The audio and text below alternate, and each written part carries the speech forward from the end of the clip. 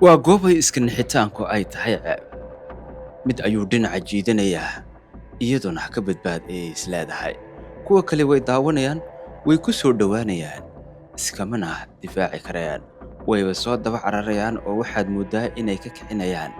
Dhurwaaguse waa mid kani adag oo ma aha mid sidaa uga tegi kara. Waa uga carareen isagana uu sii jiidanaya. Waxay u badan tahay inuu dhinaca dalooliyo. Wali waa jiidanaya. Wali. Iyaku ma isku naxariistaan ama awood ma laha ay kaga difaaci karayaan. Tira ahaan waxaa lagu tilmaamaa kuwa ugu badan ee duurka ku nool. Markii loo eego makhluuqaadka kale goobtani kula nool, tira ahaan way ka badan yihiin. Awoodna ma laha oo iskuma duubno ee mid kastiba naftiisa ayuu la cararaa. Mid ilmihayga haddii lagala hadho uma jeesanayso ee nafteeda kaliya ayay la badbaadaysaa.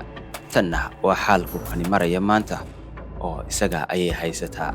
Midka awood badan oo keligii ah ayaa dhinaca jiidanaya. Kumanaanka kun ee ku hareeraysana kama difaaci karayaan way ku meereysanayaan ama way badaawanayaan. Waa xaalku waa kugu keliga ka badbaad ama ka badbaadi waa aday ku taala.